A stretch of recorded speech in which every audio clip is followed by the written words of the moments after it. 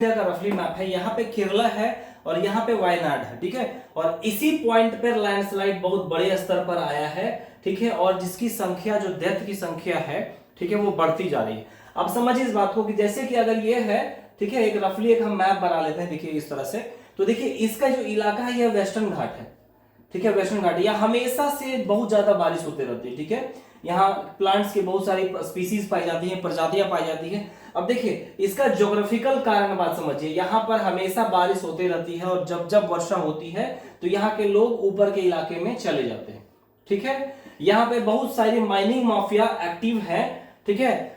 जो अभी एग्जैक्ट आंकड़ा नहीं है मेरे पास, लेकिन माइनिंग माफिया एक्टिव है। बहुत सारे जो इन्वायरमेंटलिस्ट है उनका ये आया है सुझाव कि इसको बंद करिए, बंद करिए, बंद करिए। जैसे देखिए यहाँ पर प्लांट्स वाला इलाका है, अगर जमीन के अंदर चट्टानी इलाका नहीं है, ठीक है, और आप खुदाई करते जाते हैं, खुदाई करते जाते हैं। मान लीजिए कि ये एक लैंड है, ठीक है, यहां से आपने खुदाई करा, यहाँ खाली कर दिया, ठीक है। तो जब तक बारिश नहीं आएगी तब तक तो कोई दिक्कत नहीं, लेकिन बारिश आएगी तो यहां से पानी सींच रहा है, यहां से पानी सींच रहा है, यहां से पानी से सींच रहा है, और फिर क्या होगा, प्रेशर से ये पूरा इलाका बह के क्या हो जाएगा, वाइप आउट हो जाएगा। तो इसमें पेड़ पौधे, जीव जंतु, हर चीजें वाइप आउट हो जाएंगी, समझ रहे हैं ना। तो इस तरह की चीजें होती है।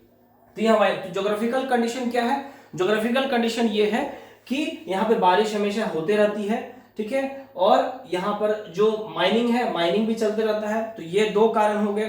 फिर तीसरा क्या है कि एक जो मैन मेड कारण है, यहाँ पर माइनिंग एक्टिविटी ज्यादा चल रही है। दो कमेटियां बनाई गई थी, माधव गडगिल कमेटी, ठीक है, और कस्तूरी रंजन कमेटी। पहले माधव गडगिल कमेटी के द्वारा रिपोर्ट में यह दिया गया कि इनको 3 जोन में बांट दिया जाए, इकोलॉजिकल सेंसिटिव जोन, जिसमें कि ये पाबंदी लगाया जाए कि कौन सा एरिया ज्यादा सेंसिटिव है और वहां पर माइनिंग पूरी तरह से प्रतिबंध कर दिया जाए, या फिर जो पॉल्यूशन फ्री है उसको माइनिंग के लिए प्रमोट किया जाए, ठीक है। माइनिंग करने के से क्या होता है, जैसे कि आप कुछ भी कंस्ट्रक्शन का काम कर रहे हैं, बात समझिए, वो मट्टी का इलाका है और वहां डेली बारिश हो रहा है तो गीला होगा ही होगा। तो आपको लग रहा है आपने पिलर सीमेंट से बल के खड़े कर लिए, मोटे मोटे पिलर्स, लेकिन जो मिट्टी का ढांचा आपने खाली किया है उस ढांचे की वजह से ऊपरी हिस्सा जो है वो मजबूती बनाए हुए था, ठीक है।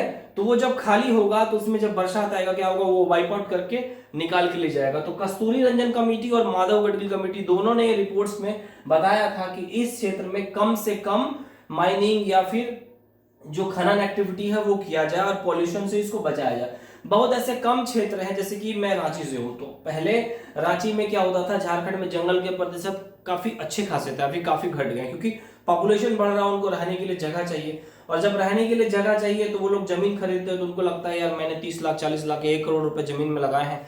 तो उस समय इन्वायरमेंट बहुत मुश्किल से, सबके पास तो 1 करोड़ के बस के बात होती नहीं है, तो बहुत मुश्किल से हमने लगाया है, पैसे इन्वेस्ट किए, तो जब तक उसका रिटर्न ना मिले कैसे छोड़ दे, ठीक है। वही बात है। तो कोई माइनिंग यहाँ पे मान लीजिए ओपन करना स्टार्ट कर दिया, उसके पैसे इन्वेस्ट हो गए, तो उसको लगता है मेरे तो पैसे वेस्ट हो जाएंगे, क्योंकि वो पैसे लगने के बाद अगर आपने प्रोडक्शन नहीं किया तो ना ही वो पैसा सरकार आपको चुकाने वाली है, ना कोई और चुकाने वाला है। तो इस तरह की चीजें हैं, ठीक है, ये हो गया।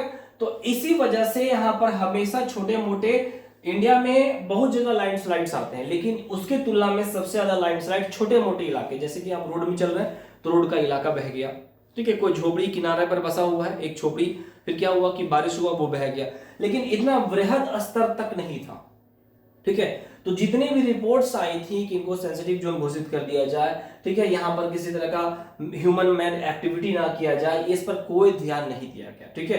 अब देखिए लैंडस्लाइड होने के बहुत सारे रीजन हैं, समझ रहे हैं ना, कि अगर लगातार बारिश होगा तो वो क्या होगा कि मट्टी वहां पर भुरभुरी हो जाएगी, समझ रहे हैं ना, मट्टी भुरभुरी हो जाएगी और मट्टी वहां पे गीला हो जाएगा। तो जब गीला होगा तो बारिश होगा। अब जैसे कि एक एग्जांपल मैं बताता हूं कि देखिए मान लीजिए यहाँ पर एक पर्वत है, ठीक है, ये पर्वत है एम का आकार का, और यहां से बारिश आ रहा है, आ रहा है, आ रहा है, आपको लगा यहां से पानी निकल गया, लेकिन बहुत ऐसे इलाके में यहां पर होता है जो पानी स्टोर हो रहा है, प्रेशर बन रहा है, प्रेशर बन रहा है, और ये ढकेलता जाता है, ढकेलता जाता है। तो ढकेलने की वजह से धीरे धीरे धीरे मिट्टी पर यहां से तो पानी बह रहा है और ऊपर से भी बह रहा है। तो क्या होता है, जब पानी का प्रेशर इतना ज्यादा होगा, इतना ज्यादा होगा कि निकलने की जगह ना रहे, ऊपर से भी दबाव बने, तो ये पूरा इलाका कट के चला जाएगा, ठीक है। अब यहां पर लैंडस्लाइड के इफेक्ट के बारे में बात करेंगे। तो लैंडस्लाइड जब होता है तो वो ये नहीं पहचानती है कि आपके घर में फॉर्च्यूनर है, आप बस है या जेसीबी रखे हैं, कि आपने मुर्गियां पाल रखी है, आपने बतख पाल रखे हैं, या फिर बकरे पाल रखे हैं, या फिर गाय, जीव जंतु, जो भी आएगा उसके चपेटे में आ जाते हैं। अब अचानक बहुत गीला मिट्टी है, समझिए इस बात को, जैसे सूखी मिट्टी है तो आप उठ भी जाएंगे, गीला मिट्टी जैसे होता है तो गीला मिट्टी का वेट बढ़ जाता है, अब कभी भी घर में मिट्टी गिराने के बारे में बोलेंगे ट्रैक्टर वाले को या ट्रक वाले को, तो बोलेंगे ना कि ठंड का समय आने दीजिए या गर्मी का समय आने दीजिए, ठीक है। रेनी सीजन में क्या होता है, उसको उठाना मुश्किल नहीं, बहुत कठिन होता है, ठीक है। एक तो वजन ज्यादा हो जाता है, ऊपर से उसको उठा के कैरी करने में, ठीक है, फ्यूल भी ज्यादा कॉस्ट होता है, फिर लाने में रास्ते में बहुत सारे कीचड़ रहते हैं, कई बार वहां पे गया ट्रैक्टर फंस गया या फिर ट्रक फंस गया तो उसको निकालने में दिक्कत। तो इस तरह से तो इसमें नुकसान क्या होता है कि जो दब जाते हैं उसमें बरसात का पानी रहता है, तो मिट्टी भुरभुरी है, तो उसमें क्या होता है कि अगर ऊपर में आया तो भुरभुरी मिट्टी तो आप ऑक्सीजन ले सकते हैं, हड़बड़ा के आप निकल गए। लेकिन जब गीला मिट्टी होता है तो ऑक्सीजन को पास करने में काफी दिक्कतें आती हैं और वो इंसान वहां पर दब जाते हैं। और जहां से 1 मिनट भी आपका ऑक्सीजन जो है छूटा बॉडी के साथ, 1 मिनट में ज्यादा ही कह रहा हूँ, 45 सेकंड या 50 सेकंड, तो समझ जाइए कि आपके डेथ क्राइसिस ज्यादा हो गए। और सांस जैसे जैसे छूटता है, ठीक है, वीकनेस आपको आने लगेगा और फिर आपके हाथ पैर और दिमाग काम करना बंद कर देता है, समझ गए। तो इसका ये इफेक्ट हुआ। आप देखिए यहाँ से पूरा गांव का गांव यहाँ पे बह गया है। अब यहाँ पे 300 आंकड़े अभी तक आए हैं, मे भी हो सकता है कि अगर पूरा आंकड़ा पार करे तो 500, ईश्वर ना करे ऐसा जाए, मेरा अनुमान है कि 500 लोगों की गंभीर क्षति मिलेगी। और सोचिए कि आप इमेजिन करिए, मान लीजिए एक गांव है, जैसे कि आप दिल्ली में रह रहे हो या फिर आप लखनऊ में रह रहे हो या गाजियाबाद में रह रहे हो या फिर भोपाल में रह रहे हो, एक आपका कोई कॉलोनी ही बस के उठ के चला गया, तो आप समझिए एक घर की जमीन है, फिर उसमें पिलर्स है, ढलाई किया हुआ घर है, फर्नीचर से सारी चीजें चली गई, स्कूल है, कॉलेजेस है, दुकान है, सब्जी मंडी है। आप समझ रहे हैं कि कितना इसका नेगेटिव इंपैक्ट पड़ता है, इस बात को समझिए। तो क्या होगा, इसका ज्योग्राफिकल कंडीशन तो है कि उसको पहले नुकसान होगा, ठीक है। इकोनॉमिकल कंडीशन क्या है, इकोनॉमिक कंडीशन फिर उस एरिया को डेवलप करना। अब वहां पे जो दुकान बसा चुका है 50 साल से 100 साल से, पीढ़ी दर पीढ़ी, वो उस जगह पे क्या वो पहचान बन पाएगा उसका, उसके कस्टमर्स बने हुए, तो समझ रहे, एक नहीं बहुत सारे लॉसेस रहते हैं। हम लोग सिर्फ ऊपर से देखते हैं अभी घर, उसके बाद है कि इसको दोबारा घर खड़ा करना, और उसमें से किसी लोग की जमीन ज्यादा है, सरकार क्या करेगी, नॉर्मल सर्वे करेगी और उस टाइप से कर देगी।